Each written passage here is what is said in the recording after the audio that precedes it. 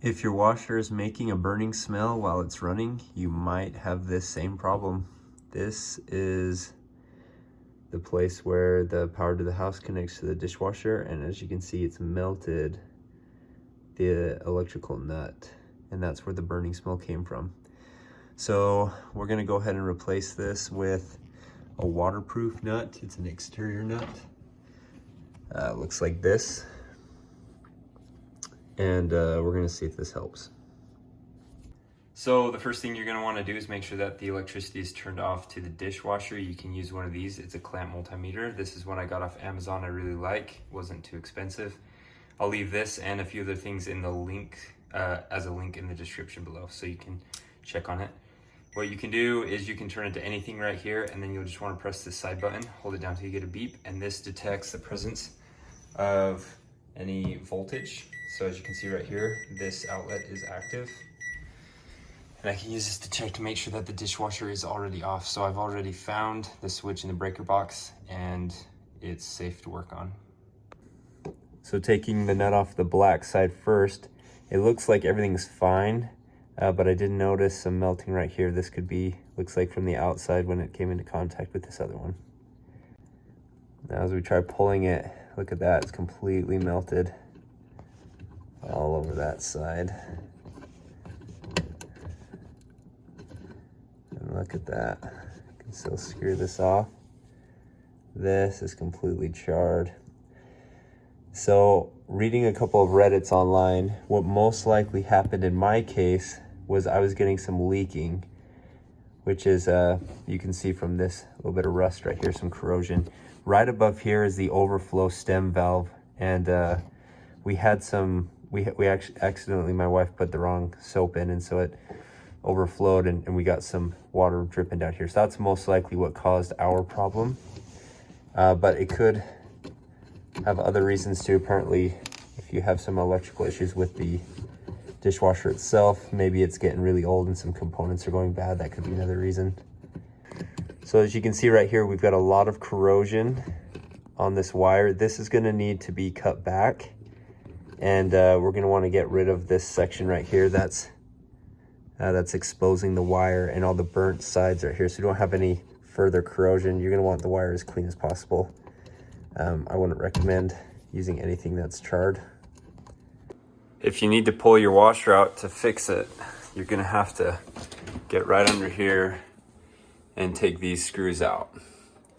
This is going to hold your washer in place so you're not pulling it forward and backwards. Once those are out, then you can pull this out.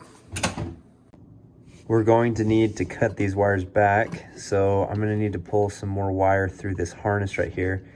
But this harness has got a pretty tight hold on it, so we're going to take the harness off by pushing down on these clips on the top and bottom, and then you'll be able to push forward, taking the harness outside of the metal frame.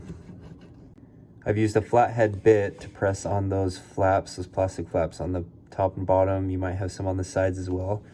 And then I'm able to push it through like this. So now we've got access to this wire, and there's enough extra right there that we'll be able to just snip off some of this burnt section, and then I can strip the wire back to bare copper to use on the new connection. Once you get the plastic piece out, you're going to want to just cut it. This is a one use only type of connection, and you'll just have to snip it off.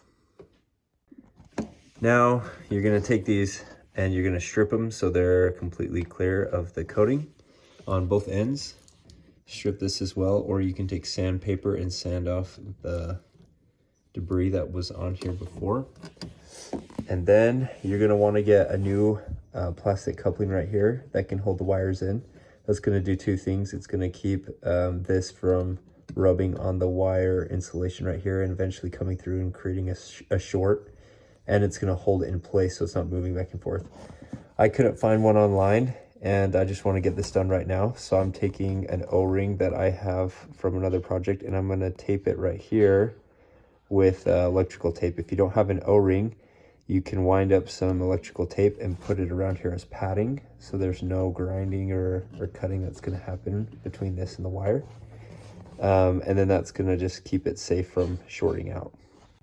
Here's the hole now that it's taped around. I've got it on both sides taped, so it's good. It's gonna keep it from rubbing up against any metal portion.